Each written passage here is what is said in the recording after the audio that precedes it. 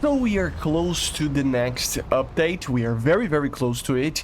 And since we are already on the fifth month of the year, I wanted to talk about what should you expect during the year from what we've learned, from what came in the first patch, what people were talking about the second one, and looking at, stuff that Gaijin actually confirmed or gave kind of an idea before, right? So we're gonna do kind of a list, 3 things that you should probably expect during the year, now that we have kind of an idea of what the year will look like, and a bonus one in the end of the video. Okay, so we start off with the more obvious one, guys. I think the majority of the patches that we will see will be focused on 4th generation jets. I think that will be the main theme of this year. We will see the implementation of many new 4th and 4th plus generation jets. I think, yeah, you may not like it if you are a tank main, if you are playing other things, but to be honest, this is the trend that we are seeing in this year.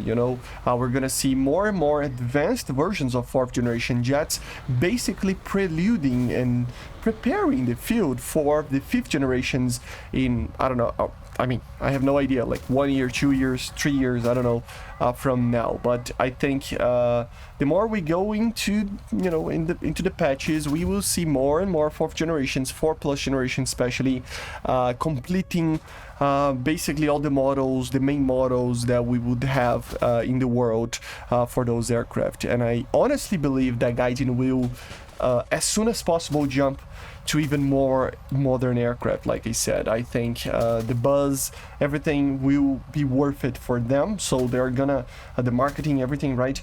So they're just gonna go through these 4th generations like they are, gummy bears, and they're gonna try to get to the 5th generations, in my opinion, as soon as possible. So this year will be focused on that for sure, I think, right? The second thing is obviously, guys, with the new tests that they did, for sure new modes are coming. Back in 2024 we had leaks about this. We had leaks that they were considering a seed kind of mission, strategic bombing missions, and all sorts of other stuff, right? So now we have a confirmation of that.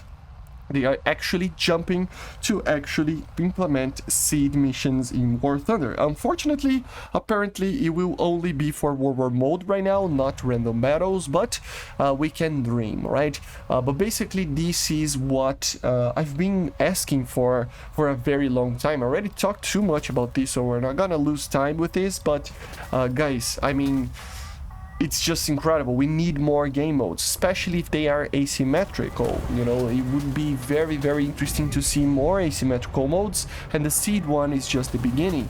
And I really honestly think that the more we go into the future, the more modes we will need, especially for air battles, to remain important. Like I said, I think World War mode will try to be what the game at the end game of War Thunder will be. So they're trying to implement stuff that will take War Thunder into the future, because of course the lack of options of new vehicles will eventually come for every single mode. And yeah, we need more stuff that makes engaging in battles be worth it, So yeah, great to hear that they are doing this, and in this year we will probably see more of that. And fortunately, I think they are gonna focus our third option over here, our third thing of the list, that they're gonna focus on new AAs. Of course, we already know that, but the thing is, the confirmation that we had with the community update number 6 just confirms that they are actually going to add more and more AAs, and we need more AAs, guys. You gotta think that new AAs and more modern AA systems, especially for top tiers, they're not only basically making viable to have some form of defense against the CAS, but also they can bridge the gap to the future to have more advanced CAS that are more fun to play, even more fun, right? So yeah, I think AAs, especially for other nations that are not the Russians because of the Pantsir, are just amazing, especially the minor quote-unquote nations, you know. So it's just incredible, and I think they're gonna be jumping through a very big step on these AAs during this year, and probably, of course, starting in the next patch very soon. And of course, guys, the bonus that I think we will see this year might be completely wrong, but I think they're gonna add some form of submarine to the game. I don't know how this is going to be implemented, but I have a feeling that submarines are coming. They said last year that they are working on other types of ships to be added, other types of vessels, right?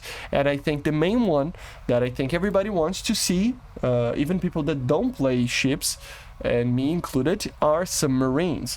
Of course, modern combat is very hard to implement in how ships work in War Thunder, but submarines could be a thing that bring really a lot of players into ships into War Thunder. Maybe in the future, me in this channel will be doing a lot of videos about submarines, and I think this year we will see more tests like that, hopefully, at least, because we had that test back in the day and nothing else appeared. So hopefully they are working on something, at least another test for us to actually do to properly see how it would work. But basically this is it, guys. I hope you enjoyed. Make sure to subscribe. These are the things you should expect during this year for War Thunder, now that we have more of a clear picture of what Gaijin is planning.